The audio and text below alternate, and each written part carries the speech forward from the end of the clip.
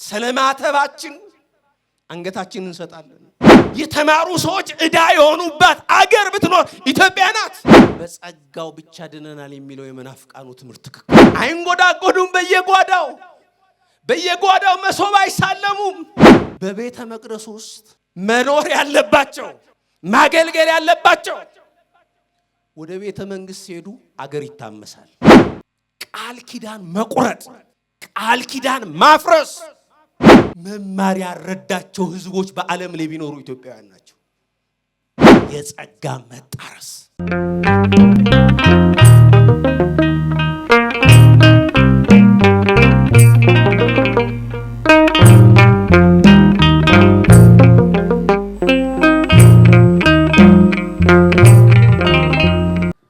በስመ አብ ወወልድ ወመንፈስ ቅዱስ አሃዱ አምላክ አሜን።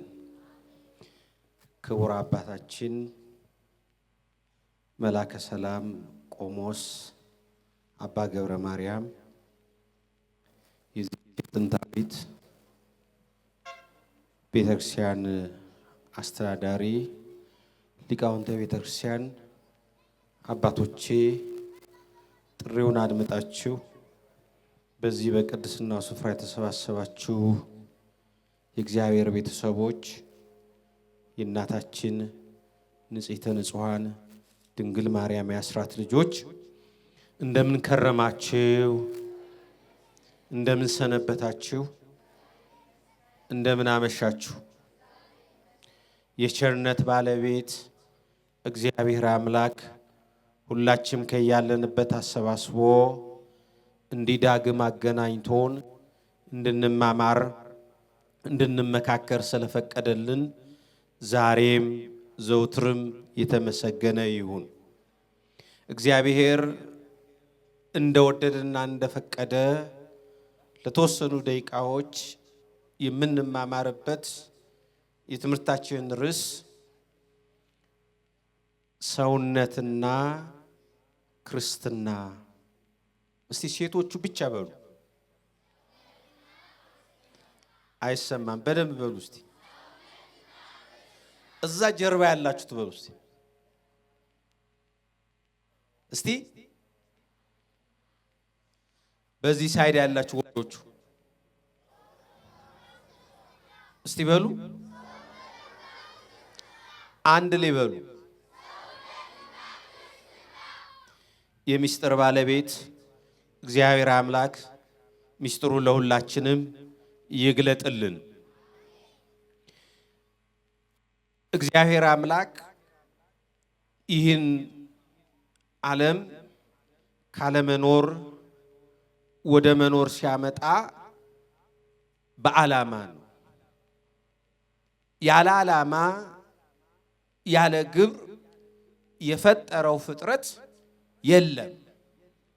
እግዚአብሔር አምላክ በዓላማ ለዓላማ ከፈጠራቸው ፍጥረታቱ መካከል አንዱ የሰው ልጅ ነው። እግዚአብሔር አምላክ የሰው ልጅ ሲፈጥረው የፍጥረታት ራስ፣ የፍጥረታት ዘውድ፣ የፍጥረታት ጌጥ አድርጎት ነው የፈጠረው። የሰው ልጅ ከሌሎቹ ፍጥረታት እንዲልቅ፣ ከሌሎቹ ፍጥረታት እንዲከብር፣ ከሌሎቹ ፍጥረታት እንዲገን፣ የሌሎቹ ፍጥረታት ራስ፣ ዘውድ፣ ጌጥ እንዲሆን የሚያደርጉት ሶስት ዋና ዋና ምክንያቶች አሉ። ስንት አልኳችሁ? ሕፃናቱ ዝም በሉ እናንተ እስቲ ተናገሩ። ትልልቆቹ ስንት አልኳችሁ? ሶስት። የመጀመሪያው የሰው ልጅ ከሌሎቹ ፍጥረታት እንዲልቅ እንዲከብር የሚያደርገው በእግዚአብሔር አርአያና አምሳል መፈጠሩ። ይሄን ጸጋ፣ ይሄን ክብር፣ ይሄን ሀብት እግዚአብሔር አምላክ ለማንም አልሰጠም። እግዚአብሔርን በአርአያው በአምሳሉ እሱን የመምሰል ጸጋን ክብር የሰጠው ለሰው ልጅ ነው። ይሄ ለመላእክት አልሰጠም። ይሄ ለሱራፌል አልሰጠም። ይሄ ለኪሩቤል አልሰጠም። ይሄ ሰማያዊ ያልሆኑት በሙሉ አልሰጠም። ተመልከቱ። ይሄን ክብር ይሄን ጸጋ የሰጠው ለሰው ልጅ ብቻ ነው። ተመልከቱ። ሰው በእግዚአብሔር አርአያና አምሳል ተፈጠረ ስንል ሰው የሁለት ዓለማት ባለቤት፣ ሰው የሁለት ዓለማት ጌታ ሆነ ማለታችን። ተመልከቱ። በለበሰው ሥጋ ይሄን ግዙፉን ዓለም የሚታየውን የሚዳሰሰውን የሚጨበጠውን ዓለም መስሎ አህሎ ዓለመ ሥጋን ገንዘብ አድርጎ ይኖራል። ተመልከቱ። ሕያዊት ነባቢት የሆነችውን ነፍስን ደግሞ ተመልከቱ ገንዘብ በማድረጉ ረቂቁን ዓለም መንፈሳዊውን ዓለም አህሎ መስሎ ዓለመ ነፍስን ገንዘብ አድርጎ ይኖራል። ሰው በእግዚአብሔር አርአያና አምሳል ተፈጠረ ስንል በዋናነት ሁለተኛው ማታችን ተመልከቱ። ይሄን የመሆን ጸጋ ለማንም አይደለም። ተመልከቱ። ይሄን የመሆን ጸጋ እግዚአብሔር የሰጠለንና ለእናንተ። ስለዚህ ሰውን ከሌሎቹ ፍጥረታት አንዱ እንዲልቅ እንዲከብር እንዲገን የሚያደርገው ይሄ ምስጢር ነው። አንድ በሉ። ሁለተኛ የሰው ልጅ ከሌሎቹ ፍጥረታት እንዲልቅ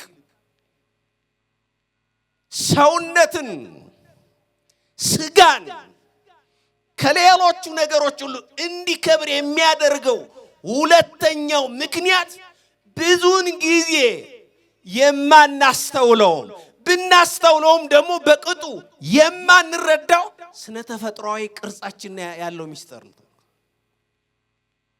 ገድለ አዳም የተባለው የክርስቲያናችን መጽሐፍ ስለዚህ ጉዳይ ሲተርክ እንዲህ ይላል። ተመልከቱ።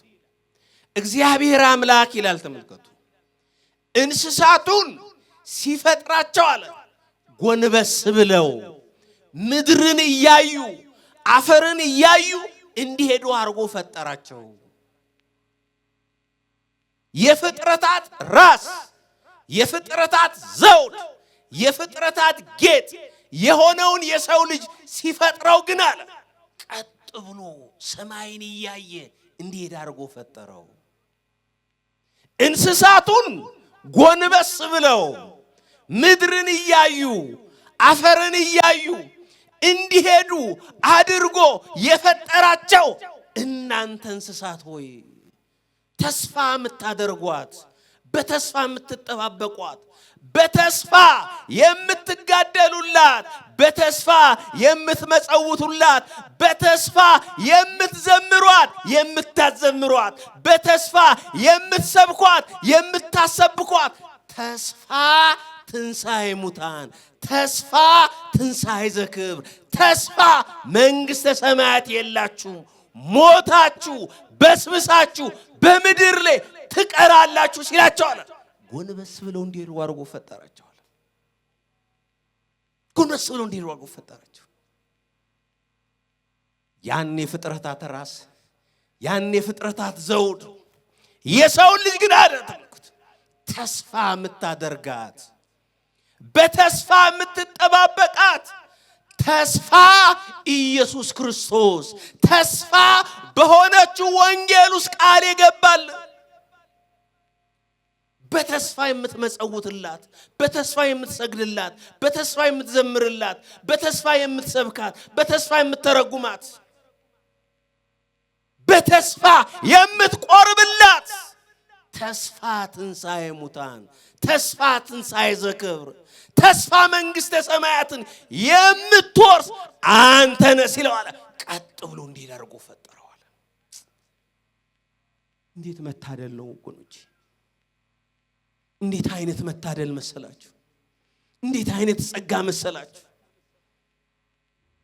እኛ ግን እኮ አላስተዋልነውም ወገኖች። አይደለም እግዚአብሔርን መምሰል አይደለም። ስነ ተፈጥሯዊ ቅርጻችን እንኳን ተመልከቱ፣ ክብር ያለው ለመንግስተ ሰማያት ለከበረው መንግስተ ሰማያት የሚያዘጋጀን ነው። ይሄ ሁለተኛው። ሶስተኛው የሰው ልጅ ሰውነትን ስጋ መልበስን እንዲከብር እንዲልቅ የሚያደርገው ሶስተኛው ምክንያት ሌሎቹ ፍጥረታት ስለኔና ስለናንተ ክብር ልዕልና ተፈጠሩ እንጂ እኛ ስለሌሎቹ ፍጥረታት አልተፈጠርንም።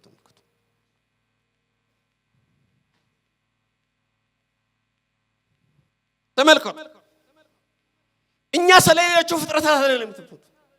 ፀሐዩ፣ እጽዋቱ፣ አዝርቱ፣ መሬቱ፣ አየሩ እነዚህ ሁሉ የተፈጠሩት ስለኔና ስለናንተ ጥቅም፣ ስለኔና ስለናንተ ክብር፣ ስለኔና ስለናንተ ልዕልና። እኛ ለምድር አልተፈጠርንም። እኛ ለፀሐይ አልተፈጠርንም። እኛ ለጨረቃ አልተፈጠርንም። እኛ ለአዝርት አልተፈጠርንም።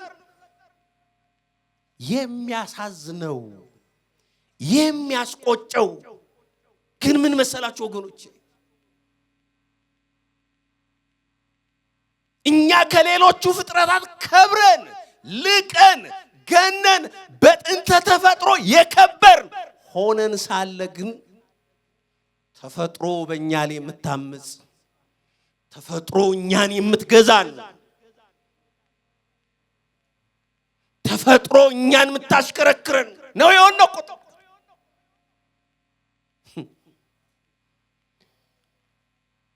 ግን ወገኖቼ ምንም እንኳን ሌሎቹ ፍጥረታት እጽዋቱ፣ አዝርቱ፣ ፀሐዩ፣ ጨረቃው ስለኔና ስለናንተ ክብር የተፈጠሩ ቢሆኑም ግን ተፈጥሮን ደግሞ የመጠበቅ ግዴታ አለብን። ለምን? በእኛና በተፈጥሮ መካከል ተፈጥሯዊ ቃል ኪዳን ስላለ እግዚአብሔር አምላክ ዓለምን የሚያስተዳድረው በደንብ ስሙኝ ወገኖቼ፣ እግዚአብሔር አምላክ ዓለምን የሚያስተዳድረው በቃል ኪዳን ነው። ያለ ቃል ኪዳን አይደለም ዓለምን የእኛን ሰውነት እንኳን በአግባቡ እንዲመራ እንዲተመ በቃል ኪዳን ነው። ወገኖቼ ቃል ኪዳን ማፍረስ ሁልጊዜ ጥፋት አለው። መንግስታት ለሕዝቦቻቸው የሚገቡት ቃል ኪዳን አለ። ካህናት በክህነታቸው ለቤተ ክርስቲያን የሚገቡት ቃል ኪዳን አለ። ሕዝቦች ለአገራቸው የሚገቡት ቃል ኪዳን አለ። ባለትዳሮች ለትዳር አጋራቸው በእግዚአብሔር ፊት የሚገቡት ቃል ኪዳን አለ። ነገር ግን ቃል ኪዳን መቁረጥ፣ ቃል ኪዳን ማፍረስ፣ ቃል ኪዳንን ማጎሳቀል የመጀመሪያው ተጎጂ ያ ቃል ኪዳን ያፈረሰው ሰው ነው። ያ ቃል ኪዳንን የቆረጠው ሰው ነው። ወገኖቼ አገር እንድትሆን ቤተክርስቲያን እንድትሆን ከፈለግን ከፈቀድን ነገስታቱ ለሕዝቦቻቸው የገቡትን ቃል ኪዳን ማክበር አለባቸው። ካህናቱ ለክህነታቸው ለክብረ ክህነት ስለገቡት ቃል ኪዳን መጠበቅ አለባቸው። ቃል ኪዳን ማፍረስ፣ ቃል ኪዳን መቁረጥ አገርን ያጎሳቁላል። በሃይማኖት ላይ ስደትን መከራን ያመጣል። ወገኖች ቃል ኪዳናችንን እንጠብቅ። ለቃል ኪዳን እንታመን። ለቃላችን እንደር። ይሄ ዘመን የተውኔት ዘመን ሆኗል። ይሄ ዘመን የማስመሰል ዘመን ሆኗል። ተውኔቱ ብዙ ነው፣ ማስመሰሉ ብዙ ነው፣ መዋሸቱ ብዙ ነው። ወገኖቼ ይቅርብን። ለምን? እኛ ኦርቶዶክሳውያን ባለማተቦች ነን። ስለማተባችን አንገታችንን እንሰጣለን። ስለማተባችን ዋጋ እንከፍላለን እንጂ ቃላችን የምናጠፍ መሆን የለብንም። ስለዚህ ሶስተኛው ከሌሎቹ ፍጥረታት እንድንልቅ እንድንከብር የሚያደርገን ይሄ ሚስጥር ነው። እንግዲህ ተመልከቱ፣ ሰው ሆኖ መገኘት፣ ስጋ መልበስ፣ ሰብአዊ ፍጡር ሆኖ መገኘት፣ በእነዚህ ሶስት ምክንያቶች እንዲህ ከከበረ፣ እንዲህ ከላቀ፣ እንዲህ ከገነነ ክርስትና እንዴት ትበልጥ ይሆን? ክርስትና እንዴት ትገን ይሆን? ክርስትና እንዴት ትልቅ ይሆን? ወገኖች እንዴት ትልቅ ይሆን? ክርስትናን ከሰውነት በላይ፣ ክርስትናን ከስጋ በላይ፣ ክርስትናን ከሰብአዊነት በላይ እንዲልቅ እንዲከብር የሚያደርጉት ሁለት ምክንያቶች ናቸው ሲጠቃለሉ። ስንት ምክንያቶች አልኳችሁ? ስንት አልኳችሁ? ሁለት። የመጀመሪያው የክርስትና ግቡ ርስት መንግስተ ሰማያትን ማስወረስ ነው። ምንድነው ያልኳችሁ?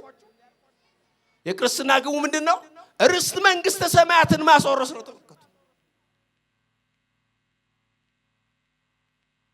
አንድ ሰው ስጋ በመልበሱ ብቻ፣ ሰብአዊ ፍጡር ሆኖ በመገኘቱ ብቻ መንግስተ ሰማያትን አያወርስም።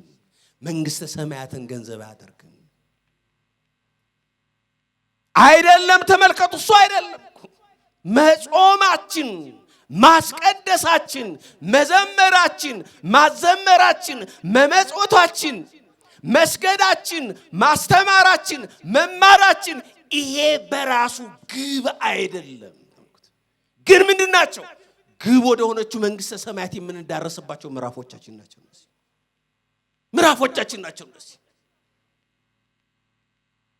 ተመልከቱ፣ መንግስተ ሰማያት ስጋ በመልበስ ብቻ፣ መንግስተ ሰማያት ሰብአዊ ፍጡር ሆኖ በመገኘት ብቻ፣ መንግስተ ሰማያት ሰው በመሆን ብቻ የምትወረስ ቢሆን ኖሮ በጸጋው ብቻ ድነናል የሚለው የመናፍቃኑ ትምህርት ትክክል በሆነ ነበር። ትክክል በሆነ ነበር። መድከም አይጠበቅብንም። እንዲህ ቁጭ ብለን መማር፣ ማስተማር፣ መዘመር፣ ማዘመር፣ መጾም፣ መስገድ አያስፈልገንም ነበር። ሰው በመሆን ብቻ መንግስተ ሰማያት የምትወረስ፣ ሰው በመሆን ብቻ ትንሣኤ ዘክብርን የምናይ ፍጥረታት ብንሆን ኖሮ ወይም ቢሆን ኖሮ ወንበዴውም፣ ቀጣፊውም፣ ማጅራት መቺውም፣ አጭበርባሪውም፣ ካዲውም፣ መናፍቁም መንግስተ ሰማያትን በወረሳል። ለምን? በጥንተ ተፈጥሮ ሰው ስለሆነ። ግን ሰውነት ለመንግስተ ሰማያት አበቃ። ሰው ሆኖ በመገኘት ብቻ ለመንግስተ ሰማያት አበቃች። ስለዚህ አንዱ ክርስትናን ከሰውነት በላይ ስጋ ከመልበስ በላይ እንዲልቅ እንዲከብር የሚያደርገው የክርስትና ግቡ መንግስተ ሰማያት ስለሆነ ይሄ አንዱ። ሁለተኛው ክርስትናን ከሰብአዊነት በላይ፣ ክርስትናን ስጋ ከመልበስ በላይ፣ ክርስትናን ሰው ሆኖ ከመገኘት በላይ እንዲልቅ የሚያደርግ ሁለተኛው ምክንያት ክርስትና የመንግስተ ሰማያት ሹመኛ፣ ክርስትና የመንግስተ ሰማያት ባለስልጣን ታደርጋለች። ጌታችንና መድኃኒታችን ኢየሱስ ክርስቶስ በማቴዎስ ወንጌል ምዕራፍ 25 ቁጥር 14 ጀምሮ ስለ መንግስተ ሰማያት አንድ ምሳሌ መስሎ አስተምሮ ነበር። እንዲህ ይላል። አንድ ጌታ ነበረ። ይህ ጌታ ራቅ ወዳለ አካባቢ አገር ሊሄድ ተነሳ። ባሮቹን ጠራቸው። ለአንዱ 5 መክሊትን ሰጠው፣ ለአንዱ 2 መክሊትን ሰጠው፣ ለሌላኛው ደግሞ 1 መክሊትን ሰጠው። እንደው በሞቴ በደንብ ተከታተሉኝ። ይሄን ክፍል በደንብ ስሙ። ለሁሉም በአቅማቸው ልክ ሰጣቸው። ተመልከቱ። ለሶስቱም በአቅማቸው ልክ የተለያየ መጠን ያለ ገንዘብ ሰጣቸው። ግን ተመሳሳይ ትእዛዝን አዘዛቸው። ምን ብሎ? ወጣችሁ ወርዳችሁ ደክማችሁ ለፍታችሁ ጥራችሁ ግራችሁ ከቀን ረፍታችሁ ከሌሊት እንቅልፋችሁ ቀንሳችሁ ማጅራቴ ይበጥ ሳትሉ ደረቴ ይቅላ ሳትሉ ወጣችሁ ወርዳችሁ ደክማችሁ ከነትርፉ አምጡልኝ አለ። ይሄ ትእዛዝ ለባለ አንዱም ይሰራል። ይሄ ትእዛዝ ለባለ ሁለቱም ይሰራል። ይሄ ትእዛዝ ለባለ አንዱም ይሰራል። ለሁሉም ለተመልከቱ ያዘዛቸው። ያ ጌታ ከብዙ ዘመናት በኋላ ባሮቹን ተቆጣጣራቸው። ላንተ 5 መክሊትን ሰጥቼ ነበር፣ እባካችሁ ላንተ 5 ሰጥቼ ነበር፣ ላንተ 2 ሰጥቼ ነበር፣ ላንተ ደግሞ 1 ሰጥቻለሁ። ስለዚህ አለ ከነትርፉ ገንዘቡን አምጡልኛል። ወገኖቼ እግዚአብሔር እኛን ሲፈጥረን ያለ ጸጋ ያለ ሀብት የፈጠረው አንድ ፍጥረት የለም። ወገኖቼ ያለ ጸጋ እግዚአብሔር ማንንም አልፈጠረም። ትልቁ ችግር ጸጋችንን አለማወቅ፣ ጸጋችንን አለመረዳት ነው። ወገኖቼ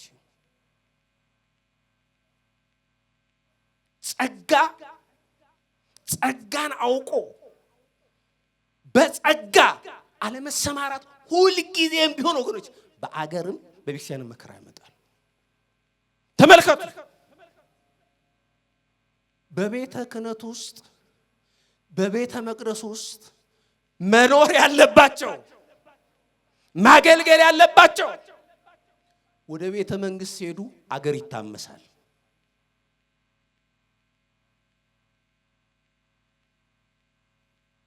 በቤተ መንግስቱ ማገልገል ያለባቸው በቤተ መንግስቱ መስራት ያለባቸው ደግሞ ቤተ ክህነት ሲገቡ ደግሞ ቤተ ክህነትና አገር ይታመሳል። የጸጋ መጣረስ ብዙ ወንድሞቻችን ያጣናቸው እንደዛ ነው። ጸጋን አለማወቅ። ችግሩ ጸጋን ያለማወቅ ነው። የጸጋ ችግር አይደለም።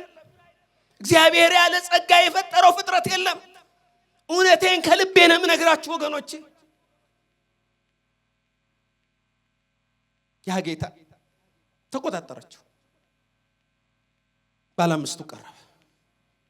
ጌታ ሆይ 5 መክሊት ሰጥተኸኝ ነበር። ወጥቼ ወርጄ ደክሜ ለፍቼ ጥሬ ግሬ አለ 5ቱን 10 አድርጌዋለሁና ገንዘብህን ተቀበለኝ።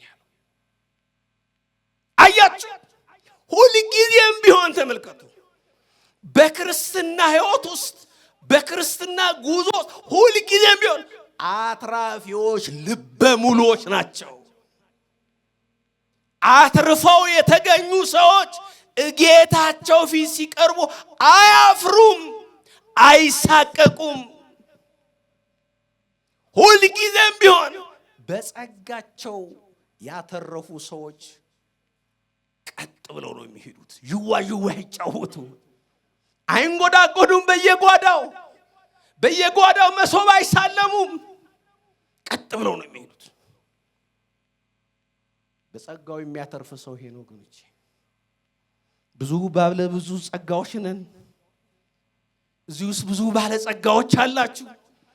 ግን ስንቶቻችሁ ነው ጸጋችሁን አውቃችሁ ጸጋችሁን ተረድታችሁ በጸጋችሁ አትርፋችሁ አገርንም ሕዝብንም ቤተክርስቲያንም ለማዳን የተጋችሁ? ይሄ መጠየቅ ነው ያለብን ወገኖች። እኛ ካሜራ ፊት የምንወዛወዘውን ብቻ አይደለም። ብዙ ባለ ጸጋ ወንድሞች አላችሁ። ብዙ ባለጸጋ እህቶች አላችሁ፣ ብዙ ባለጸጋ አባቶች አላችሁ።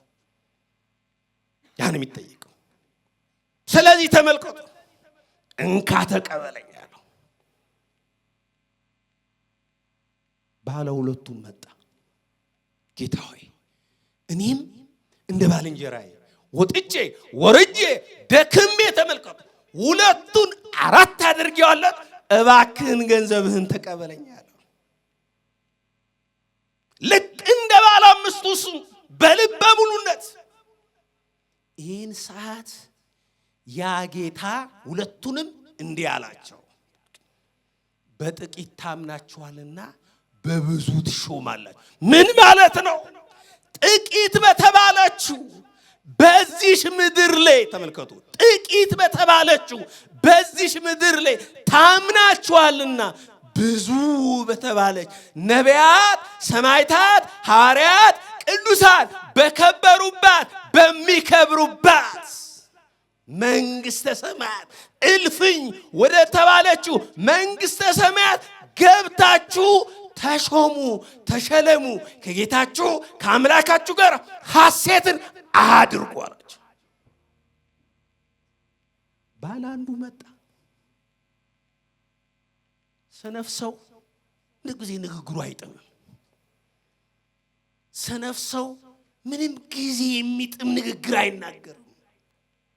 ሰነፍ ሰው ሁል ጊዜም ተመልከቱ ከራሱ ጉድለት፣ ከራሱ ስተት፣ ከራሱ ጥፋት ይልቅ ለጥፋቱ ሶስተኛ ወገን ይፈልጋል። የኦሪት ፍየል ይፈልጋል።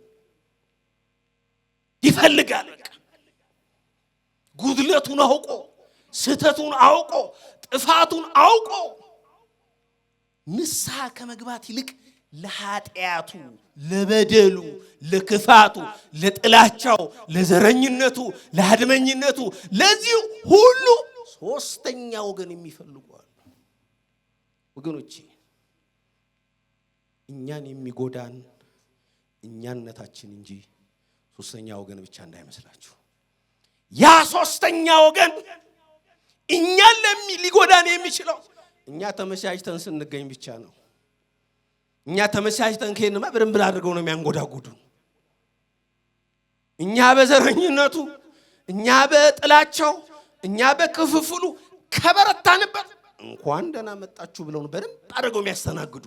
ለዚህ ደግሞ በጣም የተካኑ ናቸው፣ ችግር የለባቸው። ስለዚህ ተመልከቱ ያ ባለ አንዱ ምንም ሳያፍር ተመልከቱ ሀፍረት ሳይሳቀቅ ጌታ ሆይ አለ፣ አንተ ካልዘራህበት የምታጭድ ካልበተንክበት የምሰበስብ ጽኑ ጨካኝ ጌታ መሆንን ስለማውቅ ገንዘብህን በጨርቅ ጠቅልዬ ምድር ውስጥ ቀበርኩት አለ። አይገርምም? አቤት አለማፈር፣ አቤት አለመሳቀቅ። ቀበርኩት አለ። ልክ እንደ ተመልከቱ አንዳንድ ሰዎች አሉ አይደለ፣ በኃጢአታቸው በበደላቸው የሚያጌጡ ኃጢአታቸውን፣ በደላቸውን፣ ነውራቸውን ሲናገር የማይሳቀቁ ቀበርኩት። ምን ማለት ነው? ካልዘራህበት የምታጭድ ካልበተንክበት የምትሰበስብ ምን ማለት ነው? ካልዘራህበት የምታጭድ ካልበተንክበት የምትሰበስብ ሕግ ሳትሰጥ በአእምሮ ጠባይ አምልኩኝ የምትል መምህራንን ሳትልክ በሰነ ፍጥረት ተመራምራችሁ ድረሱብኝ የምትል መሆንን ስለማቀ አላውያን ነገስታት በስለት በቆመጥ አስፈራርተው ካዲያን መናፍቃን ተከራክረው እንዳይረቱኝ ፈርቼ ሰግቼ ተብቼ ገንዘብ የተባለችውን ሃይማኖት በልብ መቃብርነት ቀበርኳታል። በምን መቃብርነት አለ? በልብ መቃብርነት ቀበርኳታል። ወገኖቼ እኛ ከምናውቀው መቃብር የልብ መቃብር ይከፋል። የልብ መቃብር ይከፋል። የህሊና መቃብር ይከፋል። የሰውነት መቃብር ይከፋል። ብዙዎች ተመልከቱ ምንም እንኳን አንዲት ቅድስት ኩላዊት ሐዋርያዊት ስለሆነችው ቤተክርስቲያን ልዕልና፣ ክብር፣ ታላቅነት፣ ገናናነት ቢያቁም በልብ መቃብርነት የቀበሩ ብዙዎች ናቸው። ብዙዎች ስለ ድጓው፣ ስለ ጾመ ድጓው፣ ስለ ብሉያቱ፣ ስለ ሐዲሳቱ ጥልቀትና ምጥቀት ቢያቁም ቢረዱም በልብ መቃብርነት የቀበሩ ብዙዎች ናቸው። ብዙዎች ስለ ታቦቱ አዳኝነት፣ ስለ ጸበሉ ፈዋሽነት ቢያቁም ቢረዱም በህሊና መቃብርነት የቀበሩ ብዙዎች ናቸው። እኛ ከምናቀው መቃብር የህሊና መቃብር ይከፋል፣ የልቦና መቃብር ይከፋል። ጉዳዩ የእውቀት ጉዳይ አይደለም። ጉዳዩ የመራቀቅ ጉዳይ አይደለም። ያን ያወቅነውን ዕውቀት እንዴት ኖረ ነው ሌሎች እንዴት እንዲከተሉት አድርገን ተጋን ነው ወገኖች። ባለ ዕውቀቶችም አየን። እውነቴን ነው የምነግራችሁ። እኛ ኢትዮጵያውያን መማር ያረዳቸው ህዝቦች በዓለም ላይ ቢኖሩ ኢትዮጵያውያን ናቸው። መማር ያረዳን የተማሩ ሰዎች ዕዳ የሆኑባት አገር ብትኖር ኢትዮጵያ ናት። ለምን? ዕውቀታችን ንባብ ነው፣ ንድፈ ሐሳብ ነው፣ ማነበብ ነው። ስለዚህ አለ ይሄን አለው ያ ጌታ ምን አለው? እኔ ካልዘራውበት የማጭድ ካልበተንኩበት የምሰበሰብ ጽኑ ጨካኝ ጌታ ኮንኩ ለምን ገንዘቤን ወቅቱ አልሰጠኸኝም? ለለዋጮች ሰጥቼ ከነትርፉ ቀበል ነበር። ስለዚህ አለ ይሄን አኬተኛ ባሪያ አስወጡት፣ ጥርስ ማፋጨት ለቅሶ ወዳለበት ወደ ገሃነመ እሳት ጣሉታል። እያጠቃለልኩ ነው። ተመልከቱ። ይሄን ምሳሌ ያለ ምክንያት አይደለም የመጣሁት። ተመልከቱ። ባለ አምስቱና ባለ ሁለቱ የመንግስተ ሰማያት ሹመኞች የሆኑት የመንግስተ ሰማያት ባለስልጣን የሆኑት እልፍኝ ወደ ተባለችው መንግስተ ሰማያት ገብተው ከጌታቸው ከአምላካቸው ጋር ሐሴትን እንዲያደርጉ የተፈቀደላቸው ሰው ስለሆኑ ሳይሆን ስጋ ስለለበሱ ሳይሆን ሰብአዊ ፍጡር ሆኖ ስለተገኙ ሳይሆን ክርስትና የምትጠይቀውን ትርፍ አትርፈው ስለተገኙ ያ ባለ አንዱ የመንግስተ ሰማያት ሹመኛ ያለው ነው። የመንግስተ ሰማያት ባለስልጣን ያለው ነው። ከጌታው ከአምላኩ ጋር እልፍኝ ወደ ተባለችው መንግስተ ሰማያት ገብቶ እንዳይሾም እንዳይሸለም የተከለከለው ሰው ስላልሆነ ሳይሆን ስጋ ስላለበሰ ሳይሆን ሰብአዊ ፍጡር ሆኖ ስላልተገኘ ሳይሆን ክርስትና የምትጠይቀውን ትርፍ አትርፎ ስላልተገኘ። ስለዚህ ሰው ከመሆን ምን ይከብራል? ንገሩኝ በአንድ ድምፅ። ሰው ከመሆን ምን ይከብራል? ክርስትና። ወገኖቼ ሰውነታችሁን ጠብቁ፣ ክርስትናችሁንም ጠብቁ። ከምሬ ነው የምነግራችሁ። በዚህ ዘመን በተለይ በዚህ ዘመን እኛ ኢትዮጵያውያን ሰውነታችንንም አተናል፣ ክርስትናችንንም አተናል። ሰውነታችንን በማጣታችን የሐዘን ድንኳናችን የሰፈራችን የሆነው በሰውነት የምናዝንለት በሰውነት ደረት የምንደቃለት ሰው በመሆኑ ብቻ የምናለቅስለት የምናለባበት ወገን እኮ የለንም ወገኖች። በየሰፈር ኮሮጆ ውስጥ ነው ያለነው። ከሱ መውጣት ይገባናል።